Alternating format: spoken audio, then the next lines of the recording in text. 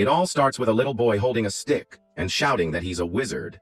He then plays with a friend, and the girl pretends to be a magical beast for him to defeat. Wielding his makeshift staff, the young boy prepares for his big attack. Without a second thought, the boy bonks his friend on the head with the stick. She then complains about being hit for real, but the boy says wizards are supposed to hit beasts. At that, the girl says she wants to be a wizard too, but he refuses, while an old man watches them. Soon, the old man, named Labus, comments on how the children are full of energy that morning. Hearing this, the two approach him and ask how they can become wizards, but the elder says it's not that easy. He explains that mages are the pinnacle of humanity and rule society with inherited powers. Thus, the old man says that unfortunately, they can't become mages, and a young man questions him for saying that. The young man then asks if a rumor he heard is true, and the elder looks at him curiously. At that moment, the man asks if it's true that a magical beast has appeared in the region. With a serious expression, old Labus confirms the rumor, leaving the other villagers frightened. The old man says that a giant leopard covered in shadows was found at the village entrance. But a woman calms her daughter, saying the village chief went to the city to get a mage. With that, the other villagers are relieved, believing the beast will be subdued. The mother then warns her daughter not to go into the forest for now to ensure her safety.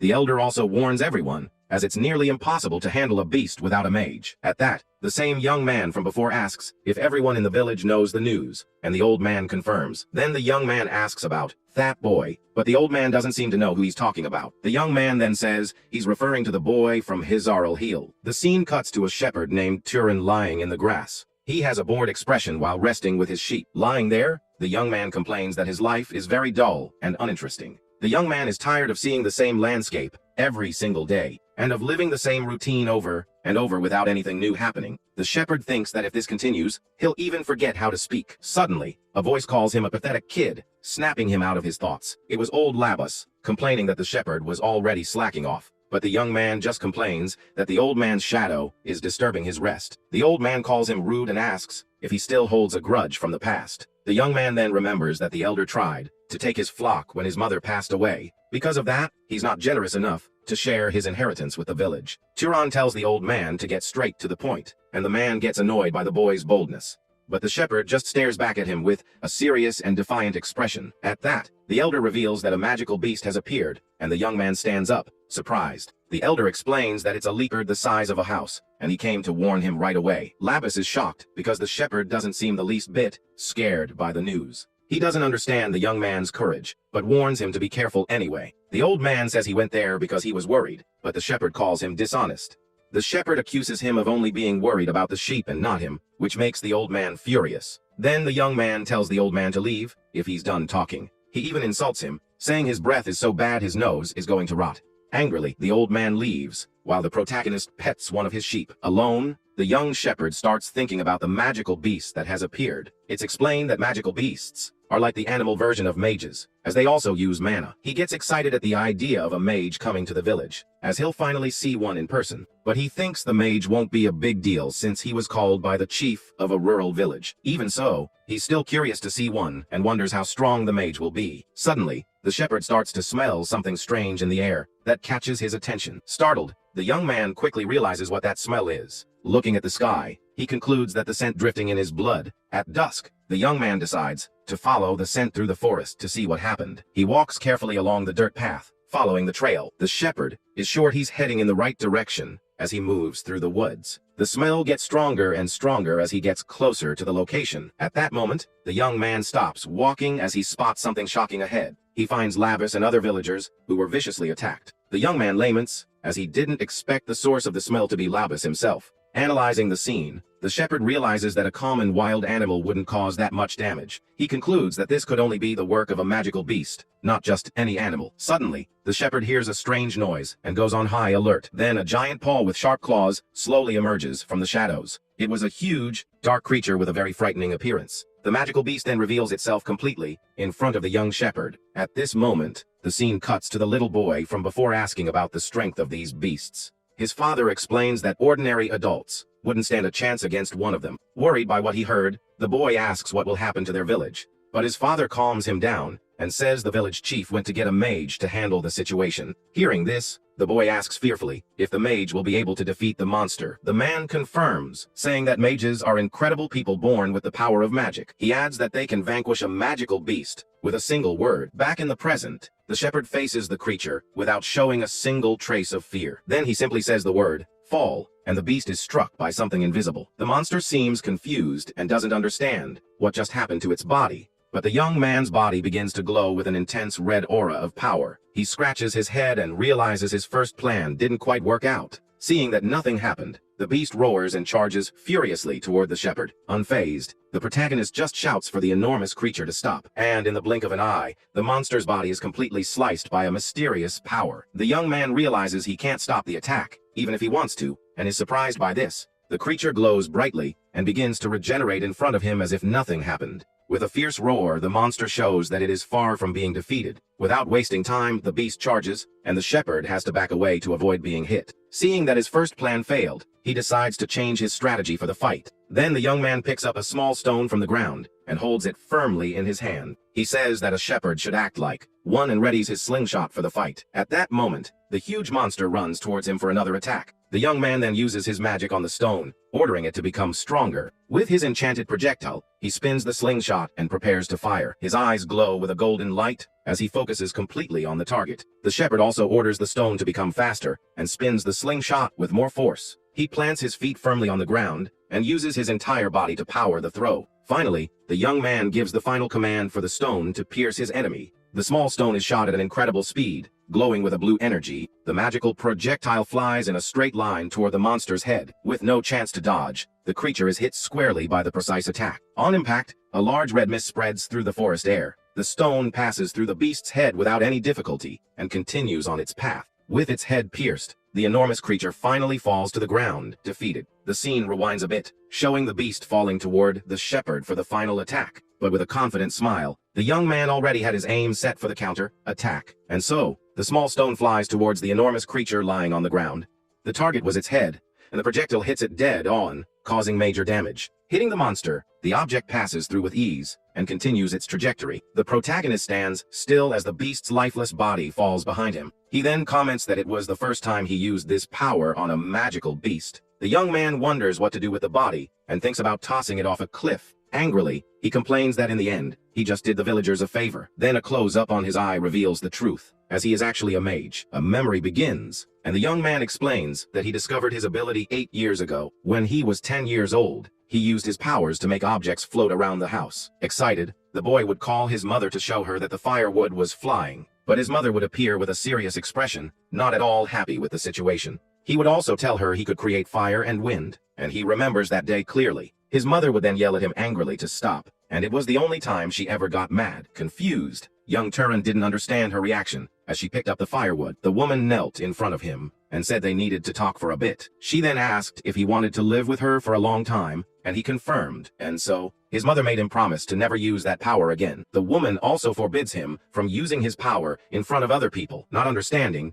the boy asks why, and she reminds him of the story about nobles and knights. With a serious look, the young man says he remembers what she told him well. She explains that nobles are descendants of lords who saved humanity, and knights are born from them. The mother praises her son for having a good memory for the stories she tells. That's why nobles and knights are treated differently, even among mages. She then reveals that the young man's power was inherited from his father, who was a knight. With that, the woman warns him to never let anyone find out that he is a mage. With a smile, she asks her son to promise that he will keep this secret. Back in the present, the shepherd recounts that 8 years have passed, and he still keeps his promise. Looking out the window, he affirms that this promise will never be broken. The protagonist thinks that he has no intention of revealing his powers to anyone, and he also doesn't plan to come down from the mountain or abandon his isolated life. Suddenly, the young man hears a strange noise coming from outside his house. Someone starts banging on his door and shouting his name, telling him to come out. Confused, the shepherd opens the door to see what's going on. Outside, a group of villagers glares at him with angry expressions. With a yawn, the protagonist asks what they want with him. At that, one of the men accuses him of ending Labis's life. Another villager grabs him forcefully and calls him a shameless kid. The man shouts furiously, accusing the young man of using the poor old man as bait to attract the monster. Despite the tense atmosphere, the shepherd remains calm as he feels the firm grip on his clothes. With that, the young man realizes the group is just trying to find someone to blame for this whole mess. He understands that blaming him is the easiest way out for these cowards who were hiding. Smiling, the hero comments that they just want to get rid of the responsibility before someone points at them. At this, the man gets really angry and lunges at him, screaming the protagonist's name with all his hatred. But with a quick move, the boy dodges the punch without any effort. While dodging, the young man thinks that magic can be very useful for dealing with annoying situations. Then the young man lands a clean hit on the attacker, showing he's not an easy person to beat. At this moment, he reflects that if you wish for something strongly, it becomes real in exchange for mana. With a serious look, the young man just whispers a simple command, telling his opponent to fall to the ground. The attacker trips on his own and falls face first into the grass, not understanding what happened. Even though he's surrounded, the shepherd walks calmly, as the others try to hit him without success. He tries to act discreetly so as not to draw unwanted attention with his hidden powers. With that, the young man uses a wooden stick to defend himself, forcefully hitting anyone who gets close. Moving with agility, the hero dominates the fight and takes down another villager with a swift blow. He continues to hand out beatings to the rude neighbors who dared to trespass on his property. Suddenly, the handles of their tools break in mid-air after clashing with the protagonist. The result is the whole group thrown onto the lawn. While the young man remembers, he's been living like this for 8 years. Finally, the mage observes the defeated men and states that he has spent all this time hiding his secret. The young man suggests they use all that energy to organize Labus's funeral. At that, a group of women appears, and he asks if they also came to fight, but they say no. One of them says they just wanted to see him, leaving the shepherd silent for a moment. Then he tells them to take the idiots away and goes back into his house. Alone, the young man thinks that going to the village will be a mess, and they'll use this to negotiate prices. But he doesn't care and decides that if they try anything, he can just beat them up again. He believes the thrashing was good enough, that they won't come back for a while. Suddenly, someone knocks on his door, and the shepherd thinks they've really lost their minds. The knock is loud and firm, showing that whoever is outside isn't there to play. Angrily, the young man opens the door, shouting and asking who wants to get hurt. In front of him stands an unknown man with a beard and traveler's clothes. Staring at him, the stranger apologizes and asks if he can stay there for a while, as he is traveling. The protagonist is surprised, and the word traveling stays in his mind for a moment. The man apologizes for his tone, as he just dealt with some unpleasant people. The young man thinks that his mother taught him to be polite, but he never uses that tone with the villagers. He finds the whole situation strange and notices the man is carrying a sword. With a smile, the young man greets him, finding it curious to see a swordsman in this rural area. He then lets out a sigh as he analyzes the unexpected visitor at his door. The shepherd says that if the man is looking for an inn, he's in the wrong place. The scene cuts to a table full of food, indicating that he invited him in to eat. The host invites the stranger to come in, and says he doesn't have much to offer, but the traveler is surprised by the food, and even more so to learn the young man has never seen an outsider. At that, the young man explains that he was born and raised there, and has thus never left the hill. The swordsman watches him attentively while drinking from a wooden mug. On the other side of the table, the shepherd also enjoys his drink calmly. Suddenly, the visitor compliments the young man on his posture and manners. He comments that for someone who has always been a shepherd, his manners are very good. The protagonist says it was his mother who taught him, but she passed away a few years ago. Hearing this, the man says she raised an excellent young man, and is now resting in a good place. The young man thanks him and says he just lives the way his mother taught him. Then the young man asks what brought him to such a remote place, and he reveals he received a request. The request was to deal with a leopard-type magical beast that appeared in the region, and they were looking for someone who could defeat the creature. At that, the shepherd realizes he is the mage the village chief went to get, and the man confirms it. Now the mage asks if he can ask a question, and the young man allows him to proceed. He says he can feel the beast's aura nearby, but the monster is nowhere to be found. And the strangest thing of all is the shepherd's attitude, which makes him suspicious. The village chief warned him about the danger, but the young man is completely calm. He adds that if the creature attacks humans, the young man would be the first target. Finally, the mage looks him in the eyes and asks directly if he isn't afraid. A memory comes back, and the young man recalls his mother asking who he really was. Young Turan then questions why he can't tell anyone he's a mage. His mother explains that knights are like the dogs that shepherds raise for the flock. They can be treated like family, but if necessary, they are sold or sacrificed at any moment. The woman then says she doesn't want that future for her son, and asks him to keep living with her. And so, she makes him promise that he will never forget that important warning. The woman warns him that if another mage finds out, they will be separated, and he will be turned into a tool. With that, she says that to keep his identity secret, he might even have to silence someone for good. Back in the present, the shepherd realizes that the moment his mother feared so much has finally arrived. The visitor insists on the question, and the young man's eyes glow with a golden light of power. Not understanding the reaction, the swordsman stays quiet for a moment, observing him in silence. But the mage suddenly smiles and says that with that face, the young man ruined his joke. The protagonist is confused and wonders what kind of joke that was. He apologizes and says he doesn't have much of a sense of humor, but the man tells him not to worry. The mage says the surprise was normal, since it was his first time hearing a mage's joke. At that moment, the visitor realizes they haven't even introduced themselves, and extends his hand. With a smile, he says it's a pleasure to meet him, and expects a handshake. The young man introduces himself as Chiron, an 18-year-old shepherd, and shakes the man's hand. The two formally greet each other for the first time since the visitor arrived. The mage says he turned 75, and the shepherd comments that he doesn't look that old. The visitor explains that mages age slowly, and the young man asks how he became a wanderer. He says he served House Arabian for 60 years, and now just wanted to travel in his final days. With a smile, the mage finds the idea quite romantic and prepares to share something with the young man. The shepherd smiles back, showing curiosity in what the older man has to say. At that, the visitor also gives a big smile, creating a very friendly atmosphere between them. They continue their conversation, and the young man thinks he never imagined this would be so much fun. Time flies by, and when they notice, the day is almost dawning outside. Surprised, the mage says he didn't even notice the night pass, and says it's time for him to leave. He then leaves silver coins on the table as payment, and explains that they are the purest kind. The young man accepts and wishes him luck on the hunt, but the man tells him not to act like it's a farewell. The traveler even jokes that he might come back for a free meal sometime. The next day, the shepherd takes his sheep to graze on the hill as usual. The sheep graze peacefully on the grass, enjoying the sunny day in the field. With a smile on his face, the young man then gives an order for the entire flock to gather. Upon hearing the call, one of the sheep stops eating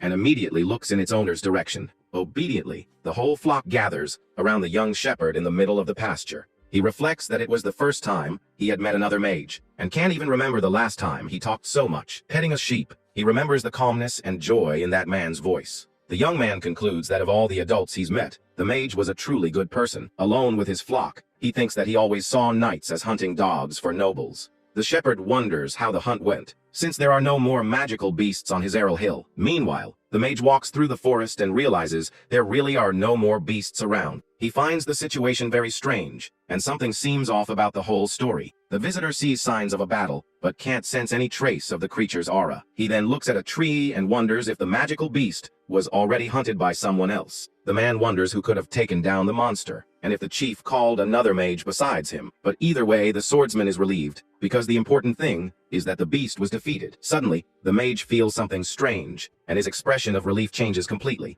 Startled, the man turns around quickly, as he senses a malevolent presence approaching. At that moment, a monstrous paw with gigantic claws emerges from the shadows in front of him. The creature reveals itself, and it's a bizarre, decaying version of the beast that attacked the village. He then realizes that it's a corpse puppet, a marionette made from the monster's body. Shocked, the man wonders who in the world would do something so terrible. With no time to think, the enormous creature lunges and tries to crush him with its shadowy claw. With a quick move, the mage dodges, and the monster's blow creates a crater in the ground. He explains that this happens if the mana isn't absorbed, and no mage would be so ignorant. Then, the visitor flies up and attacks the corpse puppet with a powerful blast of energy. He's sure it was a mage who took down the beast, but he doesn't understand why they would leave it like this. He dismisses the idea of a rookie knight, as someone inexperienced couldn't take down this beast. Creating a fireball, he wonders if the person who did this had some other objective. Regardless, he needs to put an end to this, and prepares to attack with everything he's got. The man then fires a powerful energy blast at the shadowy creature, but to his surprise, the corpse puppet manages to nullify his magical power.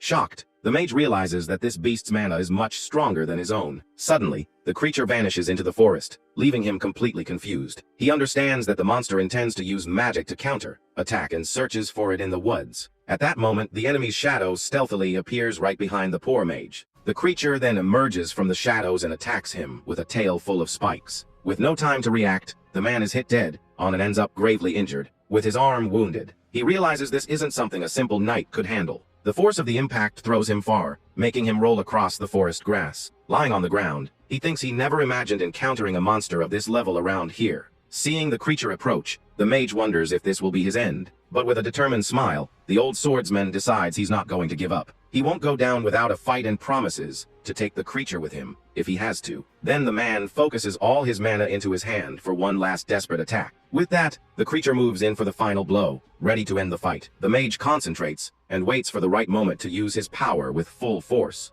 Without a second thought, he leaps and flies towards the monster for a counter-attack. Suddenly, a small blue light appears in the middle of the forest, catching everyone's attention. Suddenly, an intense blue light cuts through the air and strikes the creature that was about to finish off the poor old man. At this, the traveler is completely shocked to see that the attack came from an unexpected direction, saving his life at the last second. Under the impact of the mysterious blow, the monster is thrown to the ground and finally stops moving in the middle of the woods. Still confused, the old man looks up and hears a familiar voice asking if he's okay after the whole ordeal. He realizes the savior was none other than the young shepherd, who now looks at him with a calm and peaceful expression. Walking slowly along the path, the protagonist approaches the visitor as the tense atmosphere slowly begins to fade. At that, the old swordsman's eyes widen as he realizes the truth and asks if the young man is actually a very powerful mage. Though surprised, the veteran questions why the hero hid his identity during the whole time they spent talking at his house.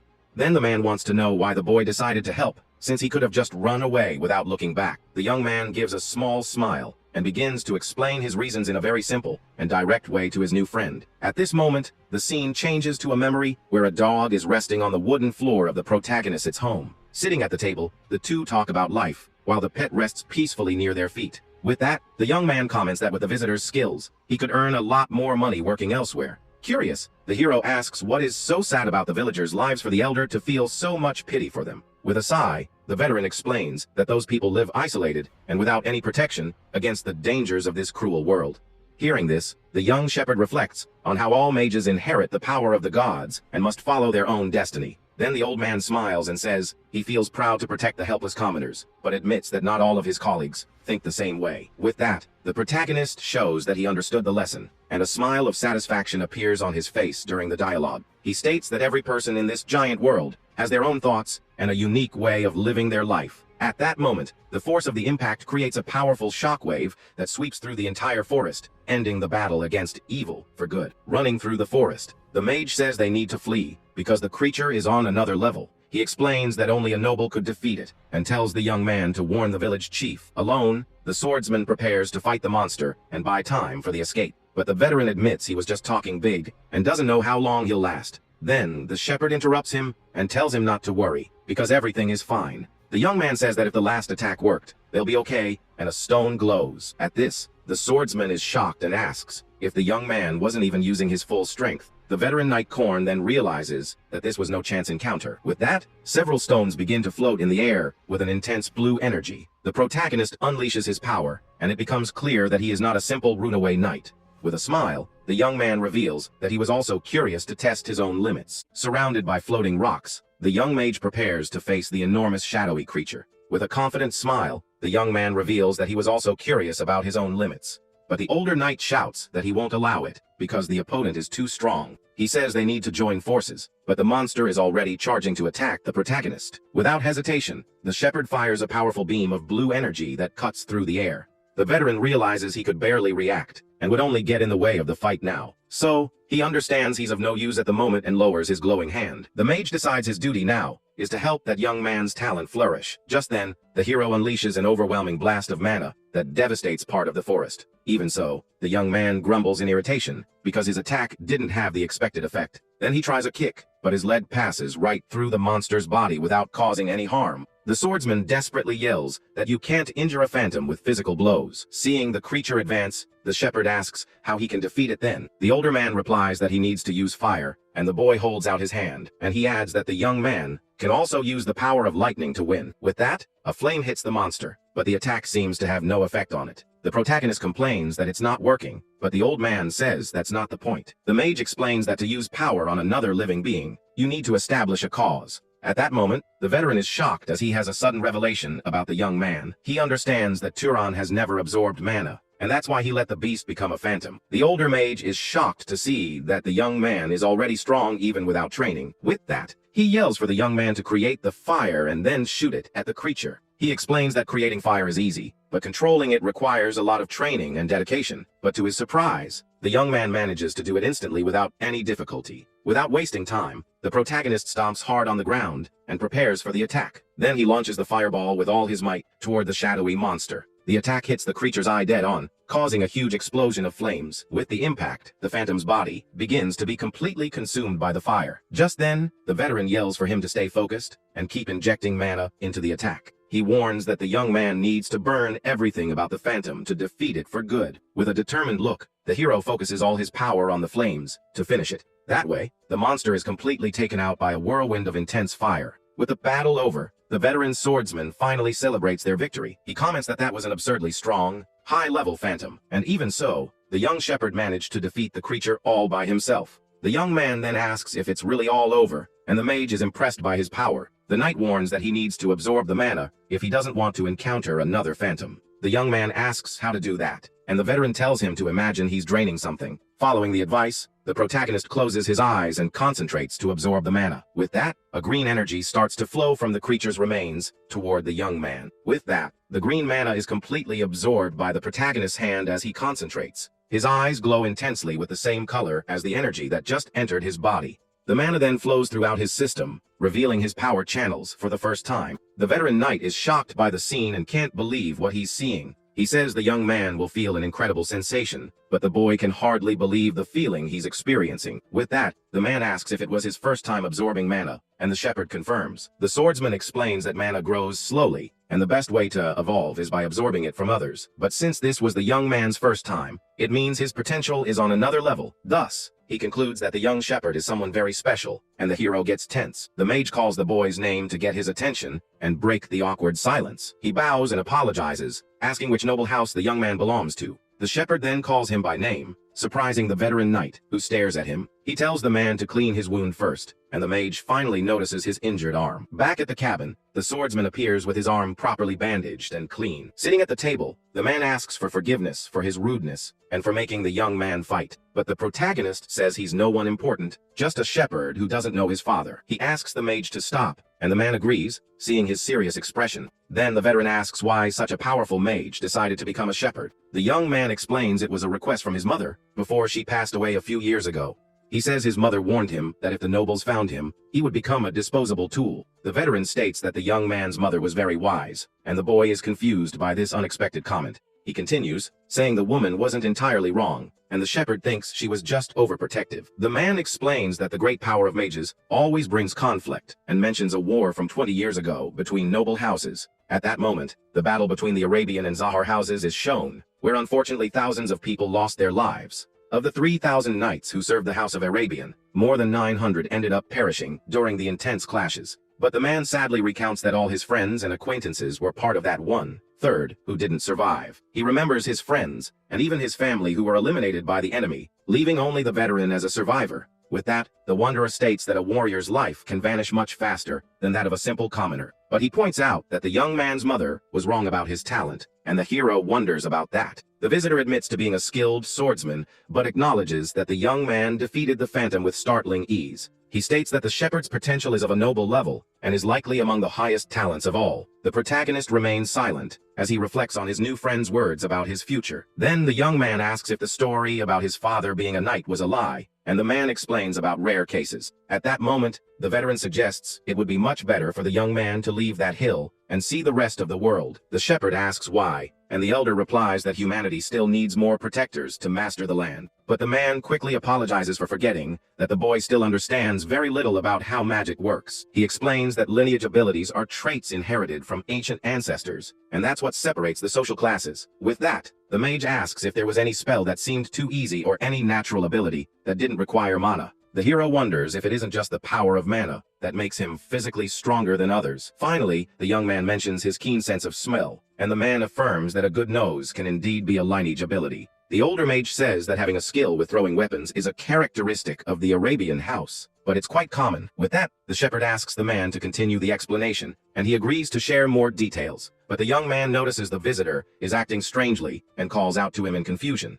Then the swordsman suddenly becomes serious, and the protagonist asks the reason for the change in attitude. With a firm gaze, the elder states that he already knows which noble house the boy's abilities most closely resemble. The young man then asks which family he's talking about, and the veteran maintains his mysterious expression. The mage reveals that the shepherd's abilities belong to one of the great noble houses of the kingdom, and he continues, explaining that the members of this house are known to everyone as the Hunters. At that moment, the man reveals that it's the House of Zahar, the great rival that fought against the House of Arabian. Hearing this, the young man is left completely shocked and speechless by the terrible revelation. The rival family's name echoes in the young shepherd's mind, leaving him completely stunned by the bombshell revelation. He can hardly believe he belongs to the lineage of the powerful house of Zahar, which caused so much pain to his new travel companion. Looking at the veteran, the young man wonders if he carries the same cursed bloodline as those who were the great villains of the last war. At that moment, the hero is confused, not knowing if he should apologize for the actions of distant relatives he never even met personally.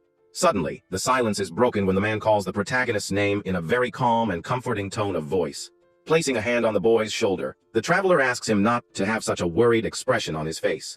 He reminds the young man that he didn't take part in any past combat, but even so, the shepherd still feels the weight of guilt. With a gentle smile, the elder says that was a situation for adults, and that feeding hatred would only make the suffering endless. The young man then asks if the man feels any kind of regret, and the veteran asks what he's referring to. Standing in the middle of the pasture, the hero asks if he doesn't regret suggesting the young man leave his life on the mountain. The man explains that if the young man seeks power, he will inevitably end up joining the Zahar family because of his extraordinary talent. Surprised by this, the boy hears that the veteran has complete faith in his good character and the purity in his heart. The man states that he saw the shepherd's kindness when he risked his lifelong secret just to save a stranger. Reflecting on the future, the elder thinks that someone as good as the young man might even be able to prevent terrible new wars from happening again. Then, the man tries to lighten the mood, saying he doesn't need to take everything so seriously since the protagonist hasn't decided his destiny yet. The hero then looks to the horizon and states that his thoughts are now much clearer and more decided than before. With a smile on his face, the protagonist reveals that he has finally made the decision to come down from the hill to explore the rest of the world. The veteran is happy with the brave choice, but warns that the departure shouldn't happen all of a sudden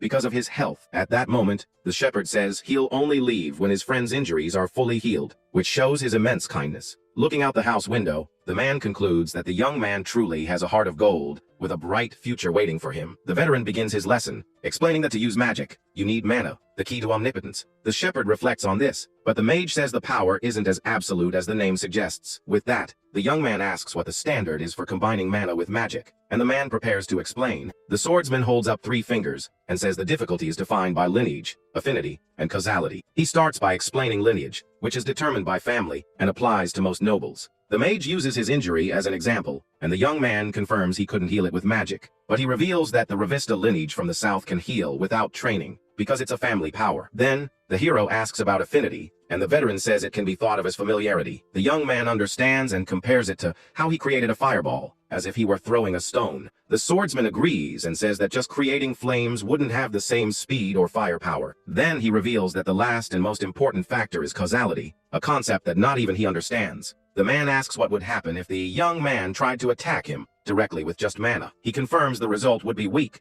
due to a lack of causality, and demonstrates on the mug. The water starts to boil, and the mage explains this happens when there's no cause for the result. Seeing the demonstration, the shepherd says he can now understand the concept a little better. The hero explains that to take someone out, he would need to create a cause, like throwing a fireball. With that, the veteran is impressed and even jokes that the young man could have become a scholar. But the young man asks why he needs this with magical beasts, if he can control normal animals. The swordsman then reveals that the big difference between them is the mana that the creatures possess. The protagonist understands that a good mage not only uses mana, but also understands its principles. The young man asks if the Zahar lineage also has a special magic, and the man confirms they are good at tracking. With that, the veteran challenges him to try using that ability, and the shepherd accepts the test on the spot. Then he closes his eyes and concentrates, wishing that neither his sound nor his scent could be detected. At that moment, a white smoke starts to come out of his body as he focuses all his energy. The older knight watches him curiously and wonders if the young man's spell really worked. Suddenly, the protagonist disappears from the chair,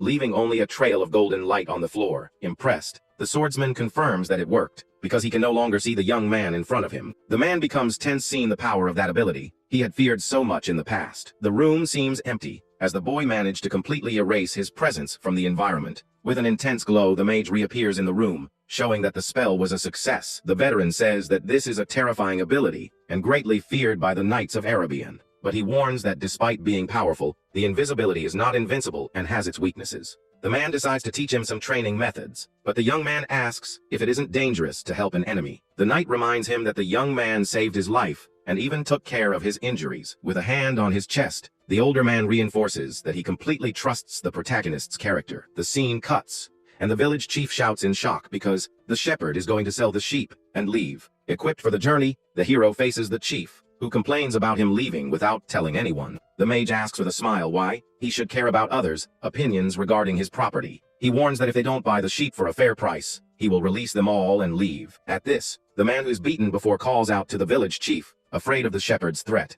The village chief grumbles because he knows the young man is someone who keeps his word. With no choice, he hands a bag of coins to the young man, sealing the sale. The elder tells him to do as he pleases, and the two travelers finally leave the village. Then, the shepherd remembers that the village owes the mage compensation and offers to collect it. But the veteran says he won't take anything, because it was the young man who defeated the magical beast. With a smile, the hero agrees, and the two continue their journey along the dirt road. Arriving at the forest, the swordsman says that they need to part ways at that point. He apologizes for not traveling together, and explains that he feels more comfortable alone. The young man says he understands, and thanks him for all the help and lessons he received. With a smile, the knight says goodbye and asks the protagonist to take care on his journey. The young man also smiles, and hopes they can meet again someday in the future. Then the young man watches for a long time, as Korn's figure disappears down the trail. Only later did the hero realize why he didn't want the veteran to speak to him formally. It's revealed that he had always wished for a father figure to look up to in his life. The knight had become the role model of the man the protagonist wanted to become one day. The scene then cuts, and shows the young man's tracks in the sand of a desolate desert. The strong wind blows through the rocky, cliff-filled landscape of that place. Alone, the hero walks with his hood up, through the vastness of that dangerous desert. He shields his eyes from the wind and dust, as he continues his solitary journey. Suddenly, the young man spots something in the distance and wonders if they are traveling merchants. The young man spots a group of people in the desert and wonders if they are traveling merchants. Excited by the chance to get help, the young man decides to approach the group. With that, he gets closer and decides to ask for directions to the nearest city, but the group's leader asks who he is to block their path like that. The man informs him that by following the road, he'll reach the city called Murai, and the hero understands. The young man thanks him for the information, and prepares to continue his journey through the desert. Suddenly, one of the men stops him from leaving and tells him to wait there for a bit. The man questions if he's just going to leave after getting what he wanted. He then says that if you receive something, you also have to give something in return. At this, the whole group draws their swords, and tells the young man to take off his bag immediately. The hero finally realizes he's fallen into a trap, and that they are actually bandits. The leader of the thieves then smiles and says no one would find it strange if someone passed away there. They threaten him to hand over everything without a fight, as it would be less trouble for everyone. The protagonist understands they are not common thieves, and are willing to take lives. A memory of his training with the veteran knight flashes through his mind at that moment. He recalls the teachings about causality and how to create powerful attacks. These lessons would be very useful for the fight that was about to begin in the desert. With a confident smile, the young man says he'll use them as his first training targets. One of the bandits is confused by the young man's attitude and doesn't understand what he's saying. They start to laugh, and one of them says the boy is talking as if he were a mage. With his hand glowing, the hero prepares to show his power to the bandits. He then creates a tornado of wind that throws all the thieves far away with great force. The young man thinks that shaping the wind with his hand uses much less mana than creating it from scratch. Fallen on the ground, the bandits wonder what happened, and the young man is surprised by his own power. Without wasting time, he takes his water and prepares a new spell against the enemies. With that, the liquid transforms into a sharp ice spear floating in the desert air. The protagonist creates several ice projectiles and prepares to attack the thieves. One of the bandits is completely terrified by the mage's display of power. At that, the ice spears fly and go through one of the enemies, who falls to the ground, defeated. He thinks the spell should be more useful near water, and that throwing rocks is still stronger. The leader of the thieves kneels and begs for forgiveness, as he didn't know he was a mage. Desperate, the other bandits offer everything they have for the young man to spare their lives. But the protagonist just stomps firmly on the ground, showing he won't accept any excuses. He then uses his magic to create stone pillars that advance toward the enemies. With a look of pure terror, the bandit chief can't believe what he's seeing. The result is brutal, and all the thieves end up defeated by the young mage's power. The hero approaches the leader, and the man promises to answer whatever he wants to survive. He then asks why they attacked him without a plan, since he could have been a mage. The young man is confused because the bandit's answer was that it all happened because he bowed.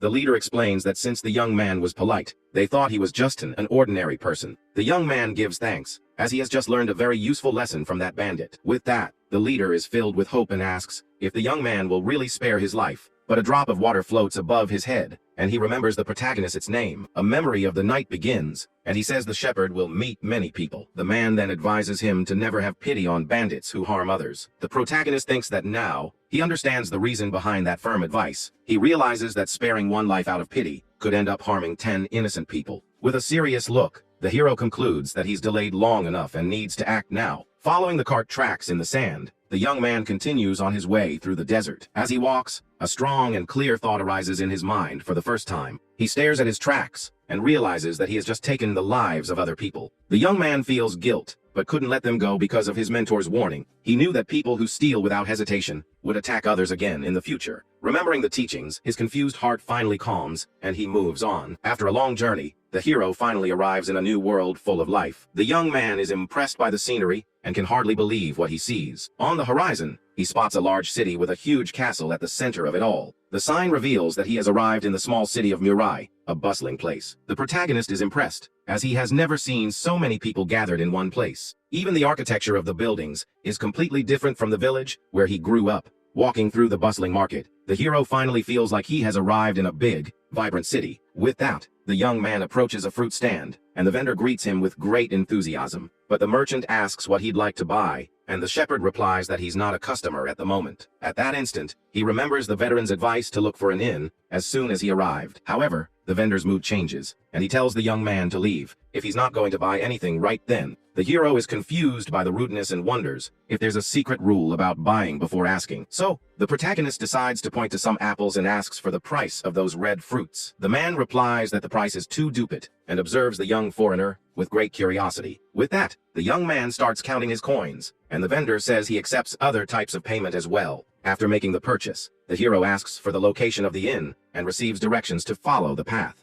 Following the tips, he arrives in front of the largest establishment in the area, which serves as both a bar and a dormitory. As soon as he enters the place, a young employee named Lena greets him with a very friendly smile. The girl compliments the young man's appearance, while the new customer asks for the price to spend the night there. She replies that the daily rate is 16 ducat, and the hero agrees to stay without a second thought. At this, the traveler hands over the bag of money, but says there's something very important he'd like to ask. The attendant holds the payment and seems very interested in what the young man wants to know from her now. The shepherd then asks if there are any monsters nearby that have a cash reward on their head. He reflects that he needs to hunt these creatures to absorb mana and also to collect more coins. With that, the girl falls silent, looking at the gold, and the protagonist asks why she isn't answering. Then Lena states that nothing is free in this world and mentions the city hall, leaving the young man confused. The attendant is surprised and calls him a country bumpkin for not knowing what the city hall is. She explains that public matters are handled there, and that the employees work for the local lord. With that, the girl informs him that the place is probably already closed, and that he should go there early tomorrow. Lena then asks if he's also a monster hunter, but the young man doesn't understand the term.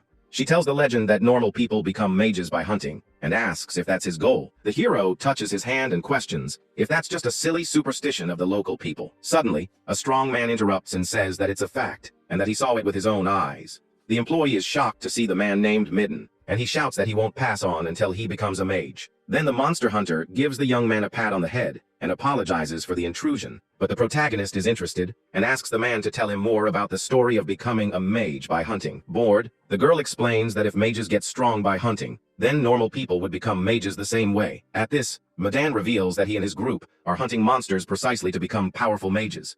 The young man asks if anyone in the group has become a mage yet, and he replies that there are only 4 of them in the city. The man then notices the young man's clothes and questions if he actually has a weapon for hunting. With that, the hero shows his slingshot, and the hunter notices it has been used a lot in battles. The veteran analyzes the weapon and says that with it, one could hunt small monsters like rabbits and foxes. Then he reveals that his group was in need of another marksman, and invites him to join them. The protagonist just gives a faint, mysterious smile at the monster hunter's unexpected invitation. But he declines the offer and later is shown lying in his room to rest for a bit. Looking at the ceiling, the young man reflects on how that day was full of unexpected events. The young man looks at his backpack and still can't believe he really left his village behind. He wonders what will happen from now on, and his hand glows with blue mana. Suddenly, the young man hears 2 knocks coming from his room door at the inn. Sitting on the bed, he becomes alert and asks aloud who is knocking at the door. At that moment, a memory of the veteran appears, telling him not to let his guard down even in an inn. The swordsman had warned him that a city is not an automatically safe place for everyone. With that, the hero remembers the lesson to never let his guard down, and that he had gotten the message loud and clear. Back in the present, the young man prepares his mana and approaches the door to open it carefully. Then he opens a small crack in the door to peek at who is on the other side without being seen. His eyes show all his concentration and caution as he verifies the visitor's identity. To his surprise, it's just Lena, the attendant, who asks with a smile if he was already sleeping. The hero is confused, and she says she came to warm him up because she thought the room was cold. The young man asks what she means by that, and the girl looks at him with a suggestive gaze. She says it's exactly what it sounds like and stands at the door with a shy expression. With that, the young woman offers her company for a bit of money, but he asks what happens if he doesn't want to. The girl then gets closer and says he shouldn't lie because his face gives it all away, but the protagonist just closes his eyes and makes the face of a monk who has reached enlightenment. The attendant is left completely shocked and speechless by the young man's unexpected attitude. Another memory of the older mage appears, where he desperately shouts not to do that. The swordsman had warned him to be careful, because many girls of that type can carry illnesses. Back in the past, the young man remembers his mentor warning him not to get carried away by desire. With that, the girl leaves in a huff, and the hero thinks that life in the city isn't easy either. Lying down, he reflects that first the fruit shop and now Lena, the cities are quite cold. Meanwhile, one of the monster hunters approaches his boss to ask a question. He asks why the leader wanted to bring the newcomer along since he didn't seem like much help. Maidon replies that the young man's arrogant attitude would make him perfect monster bait. But in truth, the boy reminded him of his youth, and he was worried about his weapon.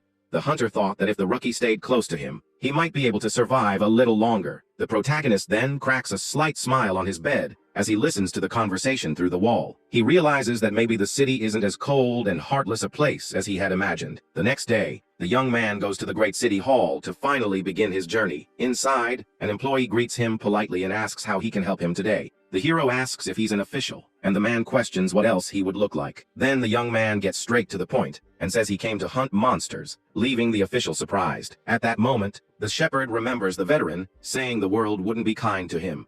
The mage explained that there's no reason for the world to be good, and that the method to be treated well is simple. His mentor advised him to reveal that he was a mage, and thus the common people would respect him. Back in the present, the employee hands the young man a paper with the monster hunt request. He warns that the young man can't take the poster, so he should look at it and then return it. Seeing the drawing, the hero asks if it's a crow, and the man teases him, asking if it looks like a cat. The employee warns him to bring the monster's body, because if the mana isn't dispersed, it becomes a phantom. The protagonist says he already knows, and that abandoning a magical beast's body carries a death penalty. With that, he remembers what happened before and states that he won't repeat the same mistake. Then the young man asks if the knights don't hunt, and the man says they don't have time. He explains that a knight's job is to maintain order in the city, not to hunt outside it. With disdain, the official says that this kind of work is for outlaws like the young man, who then leaves. Watching the young man leave, the man thinks that another body will pile up outside. At that moment, the crow monster's eye opens with an intense and sinister light, but the creature is already shown defeated on the hall floor with a large wound in its chest.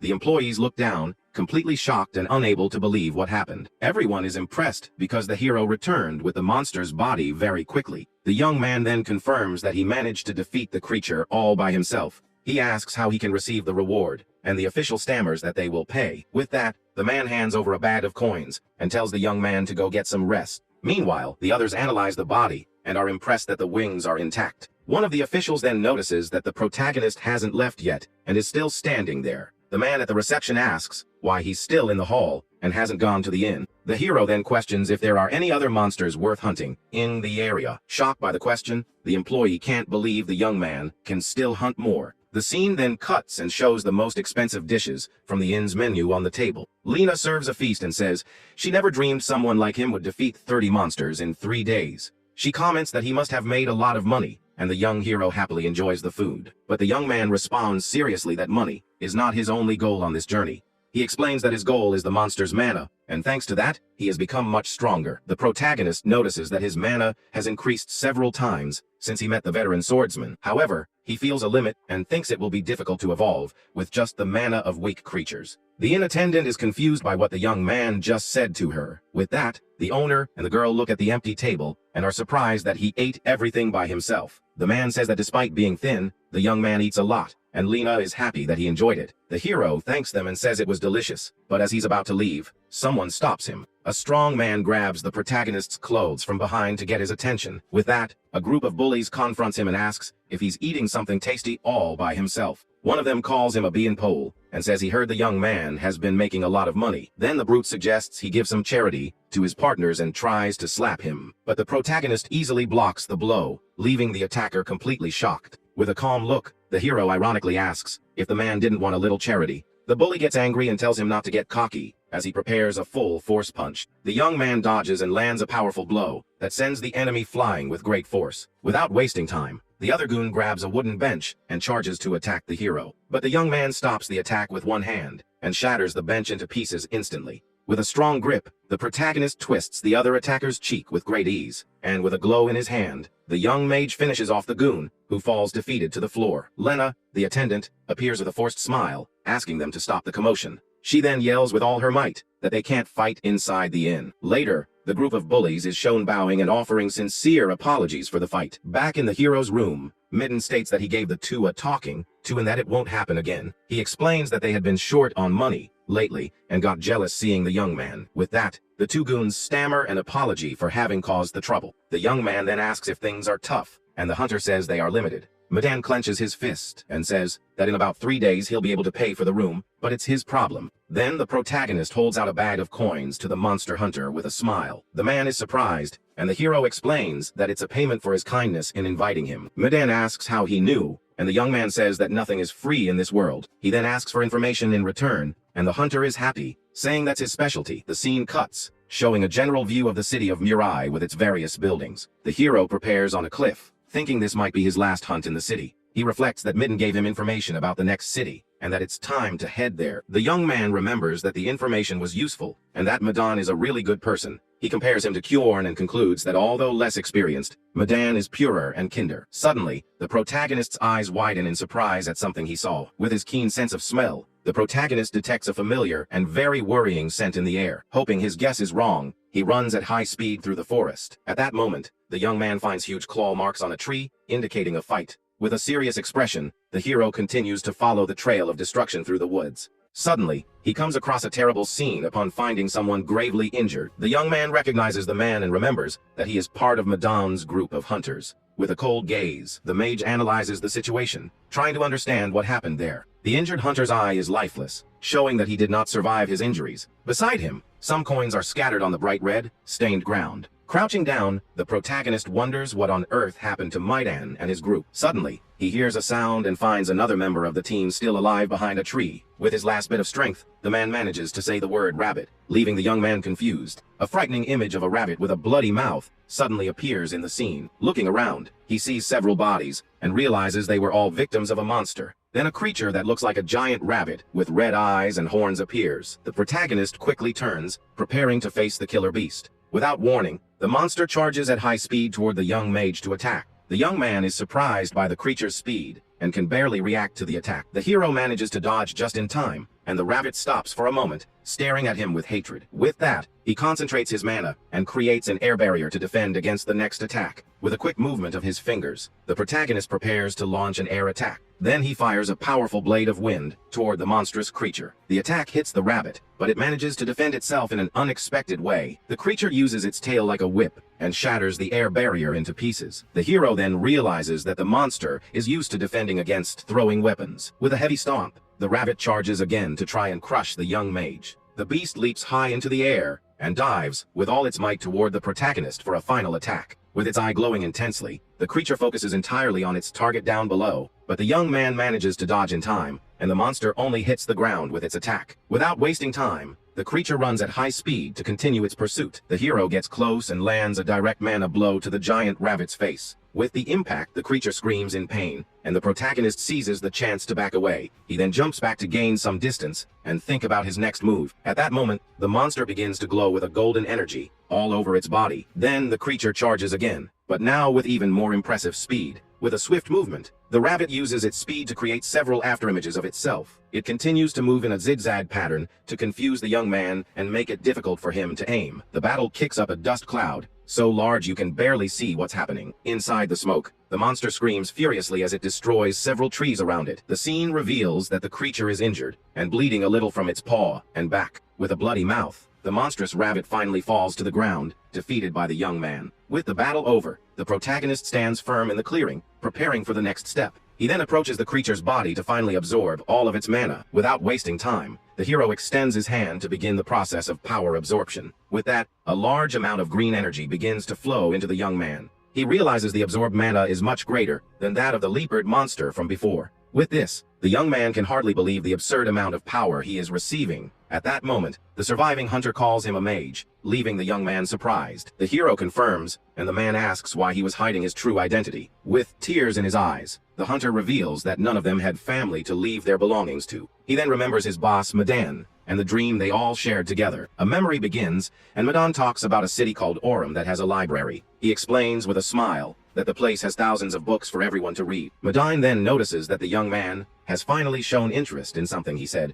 The young man asks how to get in, but the hunter says not just anyone can go there. Then he reveals that only mages are allowed in the library, leaving the hero deep in thought. Back in the present, the hunter asks what he means by, "I've decided." The hero states that he is going to the great city of Orem that Madan talked so much about. Looking at the graves, he bids farewell to his hunter friend with a sad gaze. Finally, he turns and walks away, wishing for Madan to be happy wherever he is. After a long journey, the young man finally arrives in a city full of life and people. With this, he even feels embarrassed for having been impressed by the small city of Murai. The sign reveals that he has arrived in the great city of Orem, a huge and bustling place. He never imagined so many people would be trying to get in, and joins the long line at the gate. Seeing the guards at the entrance, the hero wonders if they are looking for criminals. As expected of a large city, it has a much more established and secure system. But suddenly, one of the guards yells for him to stop, and the young man is confused by the order. With a disgusted look, the man points to the young man and says his entry is not allowed. The guard complains that he's never seen such dirty clothes and tells him to go clean up before entering. Once inside the city, he finally spots the great library, a huge and imposing tower. Looking up at the top of the building, he remembers that this was the place Midden talked so much about. The hero is impressed by the structure and wonders if it was made with magic. With that, he approaches the door and catches the attention of the two guards watching the entrance. The young man says he wants to enter, but one of the men warns that the library is only for mages. Without hesitation, the protagonist reveals that he is a mage, and the guard stares at him, completely shocked. The man gets angry and asks if he wants to get taken out for pretending to be a mage in front of him. He says there's no way someone like the young man could be a mage and tries to push him away. But the protagonist's hand glows with red mana, and the guard is left stunned. A memory of the veteran appears, and he says that mages can easily recognize each other. He explains that by sensing mana, they even know if the other mage is stronger than them. The protagonist's eye glows with an intense and very frightening red mana. With that, the guard is thrown back by the overwhelming pressure of the young man's energy. Fallen on the ground, the man says he's okay as his colleague quickly helps him up. He then realizes that the young man is not an ordinary mage, but someone of the noble class or higher. With that, he introduces himself as a knight of the Baltus house and asks which family the young man is from. The hero then questions if he needs to say in order to enter, and the guard replies that it's not necessary, but he warns that to use the library, one needs permission from the master of Baltus. The knight says he will contact the noble house, and the young man ends up sighing in a luxurious bath. The young man then reflects that he thought the process to get in would be much simpler than this. At that moment, a maid appears, observing the young man with a very shy expression on her face. Then the maids begin to attend to the young man, who doesn't seem to like the situation very much. He wonders how things ended up like this, with 3 young women helping him in the bath. Awkwardly, the hero tells them to stop, and the maids reply yes. At the same time, one of them explains that if they fail to attend to an important guest, they will be punished. At this, he tells them to do as they please, and the girls thank him, very relieved. After the bath, one of the maids is completely impressed by the young man's beauty. She then covers her mouth with her hand, realizing she had overreacted. Now in new clothes, the hero asks if there's something on his face for her to react like that. The girl apologizes and says she got lost for a moment because of the noble guest's beauty. With a smile, he says there's nothing to forgive, but asks them not to speak so informally. The hero is impressed upon seeing himself in the mirror, and can hardly believe what he's seeing. At that moment, a young woman with red hair enters the room, and stares at him with great curiosity. The girl then teases him, asking if he is the guest who showed up looking like a beggar. With a smile, she says that after a bath and new clothes, he now looks like a prince. The young man introduces himself as Turan, and the girl reveals her name is Azella, the noble of the house. Then she asks which family he belongs to, but the young man says he cannot reveal that. With a mysterious smile, the noblewoman says it's a shame he won't tell her his origin. At this, She thinks that since he's hiding who he is, maybe it's time for a little game. Suddenly, a huge explosion of orange mana envelopes the entire hall, surprising the young man. With a challenging look, the red-haired girl shouts for him to show his power. She demands to see the young man's mana, who is shocked by the immense pressure of the noblewoman's energy.